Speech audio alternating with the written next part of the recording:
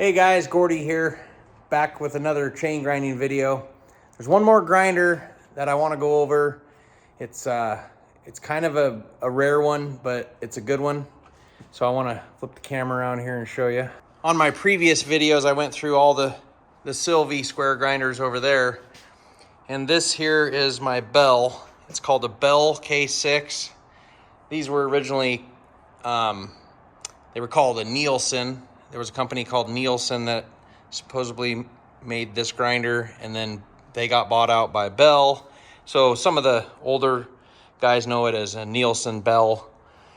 But this is just a really big, heavy-duty industrial grinder. This is probably my favorite grinder that I have, for sure. It's fast, it's accurate, it's fun to run. So it has like a lot of good points that we can go over, and I can kind of walk you through it here. They don't make these anymore. I can't tell you when this company went out of business or whatever. It's super bummer, but it's kind of like riding a dirt bike. You got, like, once you sit in your chair here, you got this handle here, and this one holds the tooth. That lever comes over and holds the tooth against the rail. And this here is your foot feed, so it lifts the head. So when you push down on your foot there, it picks the head up. And then you set the head back down, hold your chain hold down here, and then you pull the head into the tooth like this.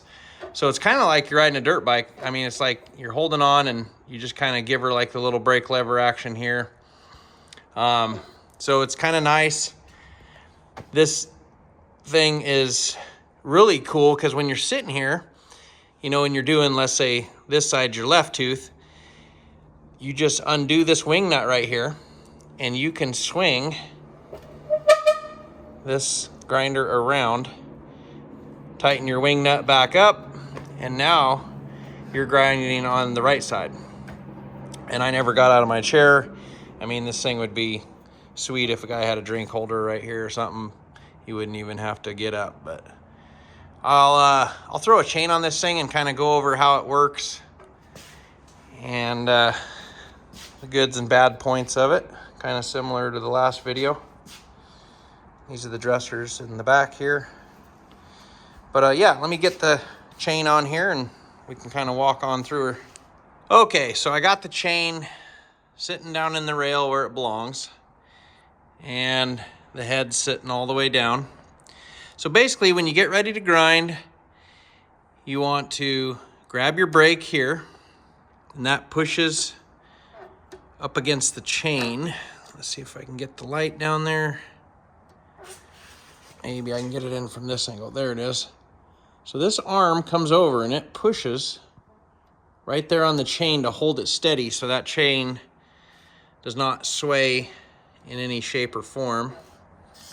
And once you get that held, you know you're going to go ahead and pull the head into the tooth and start your grind. But initially, like if you haven't got anything set up, you know, you raise your head up, you bring your chain ahead, that's your chain stop right there. It comes by the tooth, and then you back your chain into it like that, set the head back down, and this lever right here brings the body of the grinder up. There's a little roller right under here. Actually, the roller's right there. So if I bring this knob up, that will bring the grinder up to hit the corner. So I'm gonna bring the knob up a little bit and you can see it kind of raise up, see that? And that's kind of how you line up your stone corner with the corner of your tooth, would be this knob. And once you get that going, then you know you're holding your brake and pulling your wheel into there. Once you start, you know, getting a feel to where you want your tooth, how far in, this right here would be your stop, and you can set that, and then you can't pull the lever no more. It'll just go till it hits the stop back here, and each tooth will be exactly the same. if your stone's like way wore back and it's a ways from the tooth, or the tooth is really small and you got to reach the tooth, this lever right here brings, let's see here, I'll go forward for you, brings it away from the tooth, and then I'll go back towards the tooth. So you just keep screwing that back. But the stone has to clear the tooth, so you got to be able to raise up and miss that tooth right there.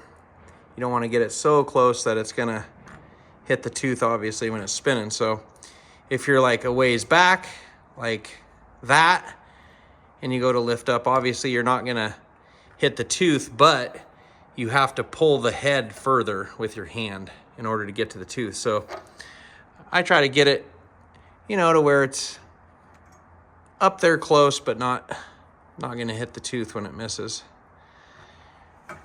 But yeah, so this is the lever to start it. You pull towards you to grind this side and away from you to grind the other side. And I need to dress this stone because it's been a while, so we'll go ahead and dress the stone. So you get the grinder moving, and I always like to grind the top first. I'll just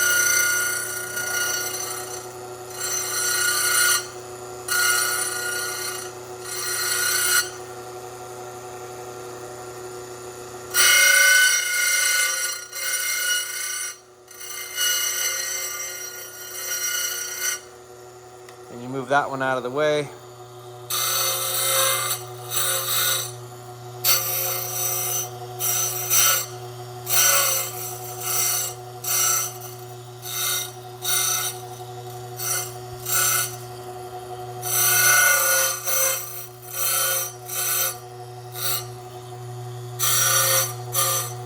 So now we got a nice profile here. I'll see if I can zoom in where you can actually see the profile.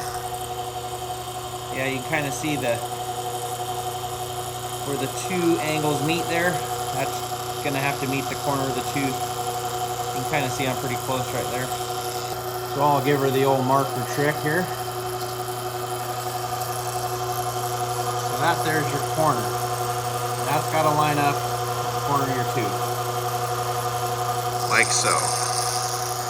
So now that we're all dressed up, we're ready to grind. I'll get you guys sitting up on the pedestal here and we'll grind out a couple of teeth.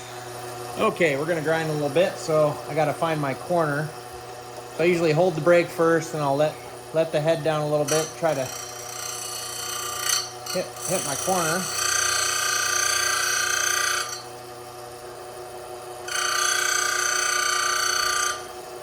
Pretty close there. Probably can't see it on camera.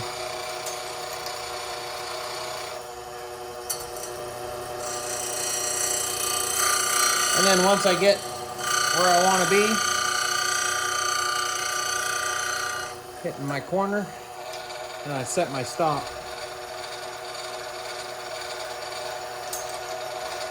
Looks like we're ready to go. So everything's set. So now it all is just holding the brake and pulling the lever.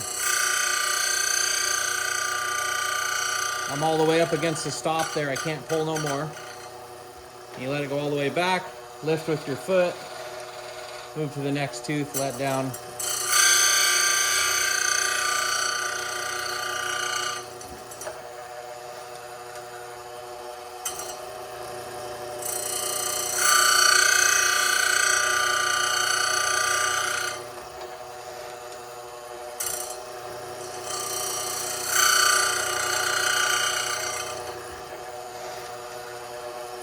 I'm not taking much off these teeth because I did a bunch of other grinding on them on the other grinders.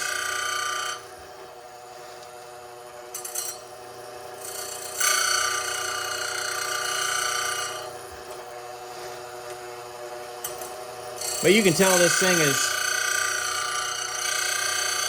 pretty darn fast. If you want to really go, you can.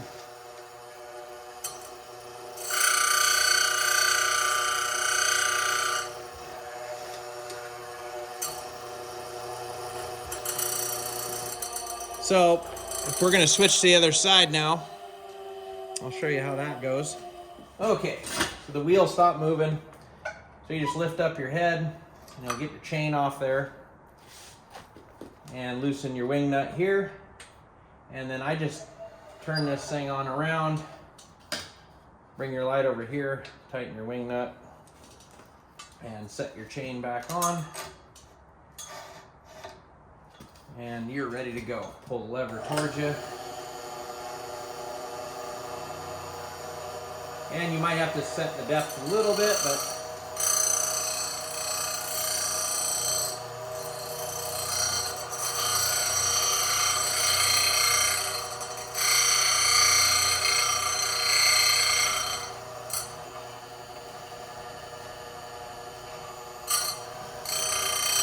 back up and rolling again.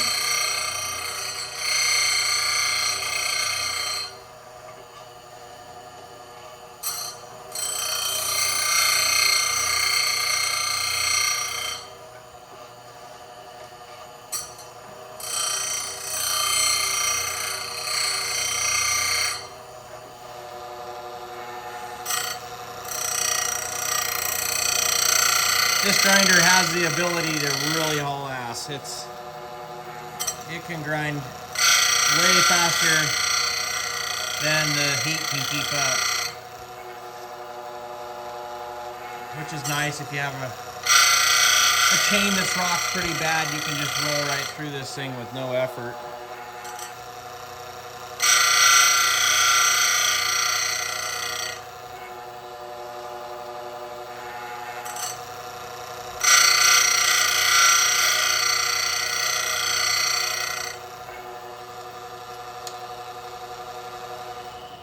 So that's the grinding on it. I'll show you the dislikes of this grinder that I don't like. It has kind of the same issue as a few of the other grinders on my Sylvie video. The chain is coming into the wheel on the side. So as the wheel wears back, you're constantly supposed to bring the rail closer to the wheel. And it's really hard, to judge how far the wheels wore down to how much this goes in. And when you start moving all these around, these rails, you can get off. Like, there's no center line to this machine. So it's like the measurement from that rail to the center line to that rail, there's no real way to measure off here. Like, you can see how far I'm off here. But the way that you set this grinder up is you set a chain, like it is right now. You set a chain into each rail, and you put the stone into the tooth, and you slide these rails over until the chain is sitting evenly on both sides. And you loosen this side, and you slide that one on over after you find center line. So it's kind of a pain in the ass to get all set up. But that's one bad point that it has. The other bad point is if you ever want to go mobile with this thing, it has a huge stand, super heavy. It's not good for like portable work or whatever. And the other thing that I've noticed on a lot of these K6s is this little guy right here. These springs are always broke. There's the tag on her. What serial number is she? 76, so I'm pretty sure that's like 1976, probably. Eugene, Oregon. There's no parts for these. You'd be lucky to find this grinder in this day and age. I was super fortunate when I came across this one. I got tipped off about it, and a guy had this his whole career and passed away, and his wife sold it to me, and this was his baby. It was underneath a blanket, so I was really pumped to get this grinder. The other thing that I don't particularly like is you have to swing one of these dressers out of the way for the other one instead of moving one over here out of the way. That's kind of weird. And then this one doesn't quite reach as far as I would like it. I'd like it to go up further so I can get more stone wore down. But those are the bad points about the K-6. The good points are this thing is like a machine once you get it all adjusted. It's super heavy duty. The motor's all sealed. It's not open like the Sylvies, so you don't have to worry about dust getting in there or anything like that. The other really cool feature that this grinder has is this bolt right here going through. That tips your head. So if you watch my previous video on Sylvie, how you can adjust the angle on the Pro Sharp, you can't do it on the rest of the grinders, but you can adjust, well, you can on the Razor Sharp 2 because of that kit I put on, but you can adjust this head down, which would get you flatter into the tooth to thin up the top plate, or come in, you know, more straight up and down, which would add more thickness. And the more thickness that you put to your top plate, the longer your edge is gonna last. It's not gonna cut as fast, but if you're in super dirty conditions, you can thicken up that top plate, which is really nice on this machine. And you can just loosen those jam nuts there, and you can tip that machine back this way. And the other good thing is it has the stop, so you can make every tooth exactly the same if you choose to.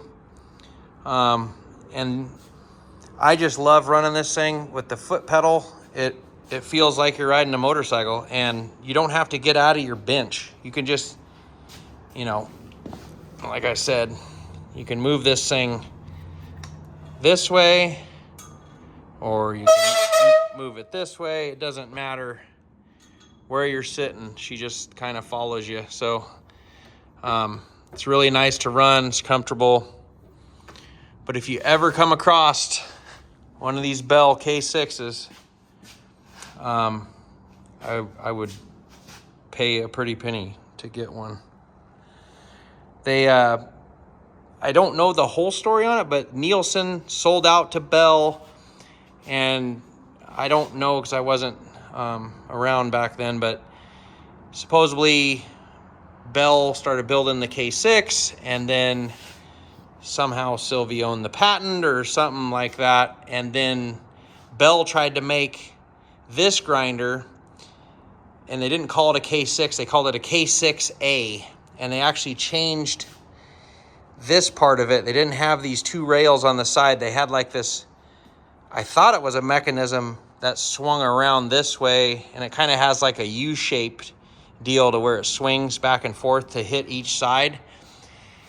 And it kind of looks like the same grinder, and the ones that I've seen are orange, but it's not the same grinder, and they're just not as good as the K6 from what I understand. I've never personally ran one, so I can't speak on that, but I know a guy that has one, and I might get it on film later or something for you guys. But anyway, I just wanted to show you this grinder. This is my favorite and the one I grind on every day. So if you ever come across one of these or know anybody that's got one, they probably know what they have. So anyway, guys, hope you enjoy the video. I'll put some more up in a little bit.